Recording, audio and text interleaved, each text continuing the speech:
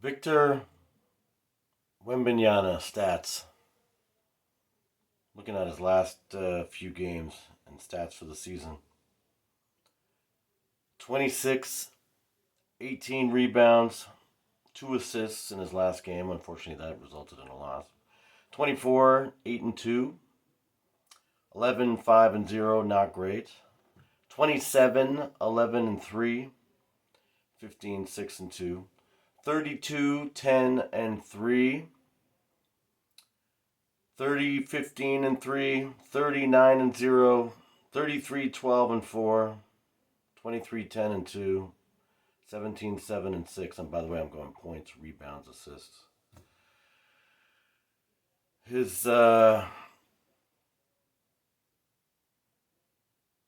minutes pretty consistently around 35, so he's not even, killing it. What else? Oh my god, sorry, this website's got stats sort of laid out way differently than the way they do NBA box scores, so I'm having to jump around a little bit. Oh, here we go. So yeah, in those games, he's got 3 steals, 3 blocks, 1 steal, 2 blocks, 2 steals, 6 blocks, to go along with the other stats. I mean, the guy is a madman. In this one game here, he had 30 points, 15 rebounds, 3 assists, 2 steals, and 2 blocks.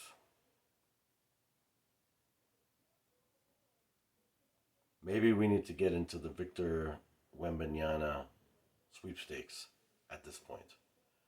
Because our beloved Raptors, boy, they're an exciting team to watch. They sure keep you sitting on the edge of your seat right till the end. That is for sure. We can't deny them that. The crowd got into this one. The crowd got hyped. I'm actually going to be there on Sunday cheering on the Raptors as they come from behind in the fourth quarter, try to make a game of it, and inevitably Scotty Barnes misses a shot or causes a turnover. Or Fred VanVleet can't make a shot. I mean, actually, in this one, I got to give Fred some credit. He did okay down the stretch. He hit one of those threes when it's time to hit a three to keep the momentum going. I'm flipping over here, sorry, to their stat line for this game. Pascal, 18 points. They definitely went after him this game after he embarrassed them in MSG last time they played. Sorry, my gosh, my arms on my chair. Jeez Louise, I gotta get a new chair. I got a cheapo Costco chair and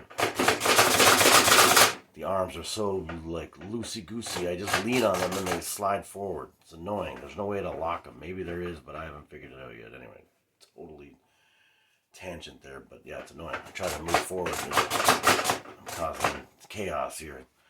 Chaos, just like the Raptors. We got Mr. Fred VanVleet with 28.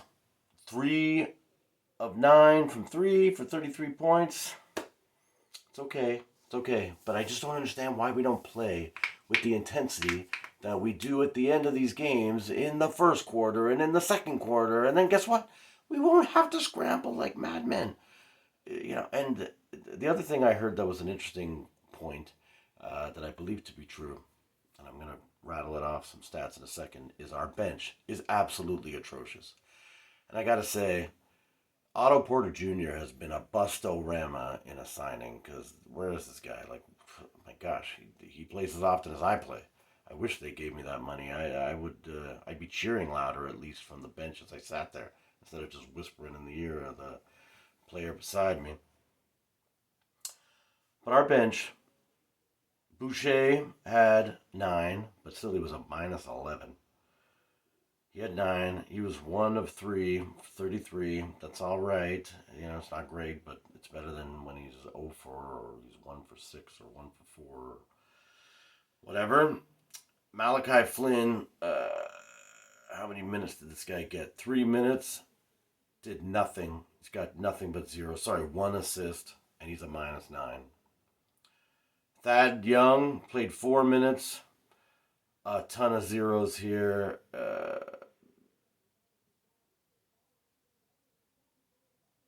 Yeah, wow. I mean, was a +4 at least, but still all zeros in his stat line.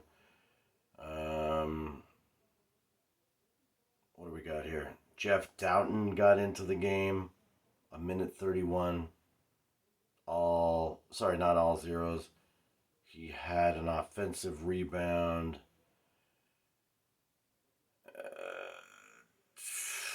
Yeah, I mean, wow, this is brutal. Hernan Gomez didn't get into the game. Kem Birch didn't get into the game. Precious Achua, sorry, I didn't mean to skip over him. 4 minutes and 34 seconds. One field goal of 3. Missed a 3 that he attempted.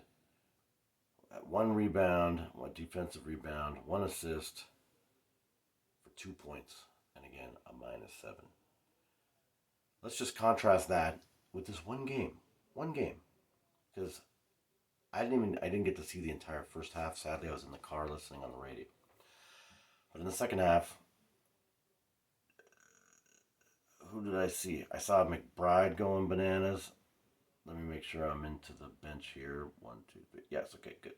So yeah, you got McBride, 21 minutes, 3 of 5 from 3, 60%, 9 points, +14. You got Hurtenstein, yeah, only 2. Fournier, only 4. So it looks like maybe the Raptors, well, they still got killed by that bench. But it's not quite the margin that it seemed like from watching the game. Looks like Brunson just killed them with 26 and Randall 32. But anyway, what they were saying is that with nobody coming off the bench and nobody getting any useful minutes, we got the starters out there exhausted. Fred VanVleet, I guess, in the last game was commenting afterwards that he was just exhausted for the overtime because of how much effort they got to put in to try and, catch up.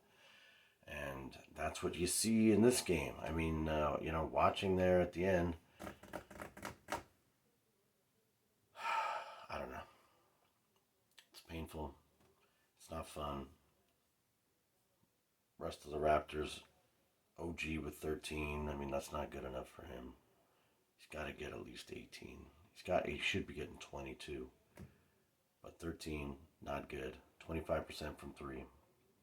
Scotty Barnes didn't even attempt 3. I don't know what that guy's doing these days. I mean, in the first half, he doesn't even look like he's going to try and shoot the ball. He's just looking to pass it, and then he sort of, in the fourth quarter, suddenly wants to come alive, and then he's missing. He missed one right at the end of this game. Scotty B. Don't want to bash this guy. I don't want to bash him, but come on, Nurse, man. Let's get him going. Let's get the plays going. Let's set this guy up. Like, we're not winning games, so let's at least practice and try to work towards getting better in these other games. Pascal Siakam with 18, which, like I said, it's understandable. He embarrassed them at MSG last game, so they were, double, triple teaming that guy. Gary Trent Jr., my man, with 27, and Freddie VanVleet with 28. 42% field goal percentage from Fred. Not quite good enough. I mean, Gary's at 50. OG was even at 50. But yeah, Scotty Barnes, 20% from the field. Like, Jesus, dude, what are you doing? 2 of 10. Ouch. Yeah, that's the problem. Scotty Barnes and OG not playing well. Because Pascal has been doing it all year. Freddie VanVleet is kind of up and down, inconsistent, but that would be fine if he would be good in a win and then not so good in a loss, But we need OG. We need Scotty B and Gary to be consistent for us to do anything. Oh, I skipped over Koloko coming off the bench too. 12 minutes. And this guy, he was 2 for 2, actually. From the field goal. So, I mean, he had 4 points. Maybe they should have given him the ball a little more often, but still he was a -8 overall. I don't know, man. I don't know. Do we just cave and trade anybody worth anything? I mean, it's such a conundrum. You hear that these Raptor players are valuable and people want them. So do we trade them and try and blow this thing up and everyone thinks build around Scotty Barnes? I'm not sure that's the best answer, but I do think that he will turn it around. I think he's just having a little bit of struggle. And maybe, who knows, he's playing with an injury. He certainly seems to easily kind of limp around, but I don't know if that's just his young mindset trying to, justify a little bit maybe why he's not playing so well. But yeah, it's a problem. It's a problem. I don't know what to do. What do you guys think? Let me know in the comments, please. Tell me, do we blow this thing up and get into the Victor Wembanyama sweepstakes and try and get lucky and end up third, fourth, fifth last, and get the lottery pick? Even if you end up at number 2, pretty sweet player in the G League that they're saying is going to go number 2 overall, he'd be a great addition also. And then I don't know though, do you blow up trade away a Fred VanVleet and maybe a Gary Trent because he's a potential free agent? I don't know. You got to pull Gary Trent aside and say, listen, bro, can we re-sign you, man? Are you at least open to coming back? Because I think Gary Trent has the most upside of anybody on our team. I certainly believe that Pascal is a solid, blue chip guy. I'm not trying to diminish him. He's proven he's up around the top 5. Our main problem with him is that he's our only consistent scorer. So, and if we're not moving the ball in the front court, which we still were not today, again, it was a bunch of ISO. There was a play even late in the fourth quarter where Pascal's going down on his own, solo. Of course they're going to double team him. Fournier just reaches in, plops it out, and there's a turnover. We have no other options. We should be going to Gary Trent and moving the ball and giving these guys open looks. And I think even these 3-point numbers would be better. I have solutions and some constructive criticism for them. I'm not just trying to bash them. Move the ball, pass the ball, get open looks, get a good look, and pass it again for the great look. That will drive our 3-point stats up higher. More open looks. NBA guys can hit threes. When they're sitting in practice, they're hitting threes. Uncontested threes are usually not a problem. It's when a guy's, running around, coming at them. They're worried if they got to do the little side step or whatever it is to get them out of their rhythm. I mean, that's what obviously causes them to miss. So let's get some more open looks. Let's move the ball around and get people open. Let's get some more corner threes. We seem to take the least amount of corner threes of any team I've seen. We love sort of shooting from the slot and from the top, where that's not as high of a percentage of shot. It's a closer shot by a foot or 2 if you're in the corner there. The way the line, tapers off and then comes straight down on the edges. Take advantage of that. We need to get, and obviously Nurse knows these things, but I don't know why he doesn't have these guys conditioned and ready to play that kind of ball. Instead, we end up with a weird Pascal ISO. They're collapsing on him. There's 2-3 guys on him by the time he gets to the rim. And then he's making some impossible flip shot. And yeah, he hits some of those crazy ones and gets the and one, or he's getting fouled and they're putting him on the line. He's shooting decent. He's 77, 75, something like that percent. Free throw shooter, pretty close to 80, which is great. I mean, it'd be nice if he could make the next leap and get to 90. Then maybe they won't quite foul him as much, because even down the stretch of this game, he was one of two in the last couple of minutes on the free throw. And it just cost us. It ends up adding an extra possession, especially when the Knicks hit their free throws. Randall, again, missed one and got the other. But if Pascal's hitting his, then, suddenly it's a 2-possession game instead of a 3-possession game. And we're able to climb back into it. So, anyway, I don't know. I don't know what to do. Like I said, let me know what you guys think. Do we blow it up? Do we just start trading away assets? Do we cherry pick and say, okay, look, we need OG. He's a future Kawhi. Let's keep him. Well, obviously, Scotty Barnes we're going to be in because he's just, controllable, and we've got him on a good contract. Of course, he's still second year. Keep him. There's a ton of upside, of course, as a rookie of the year. And then do we keep a Pascal and maybe trade away Gary Trent, trade away VanVleet, trade away, Boucher? Maybe we could get something for Thad Young, or Precious or Thad maybe need to be used in some of the trades to make salaries work. I don't know, ditch a Malachi Flynn. I don't even know if there's a market for him.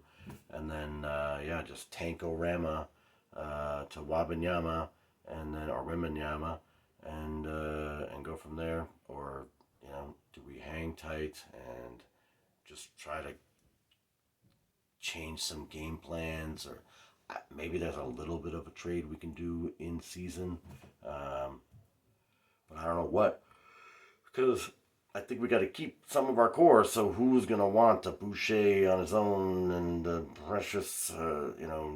Can you get a Hernan Gomez trade out there? I mean, I don't know. None of these guys' contracts are high enough and expiring. Maybe Otto Porter is tradable because I think he's on a 1-year deal.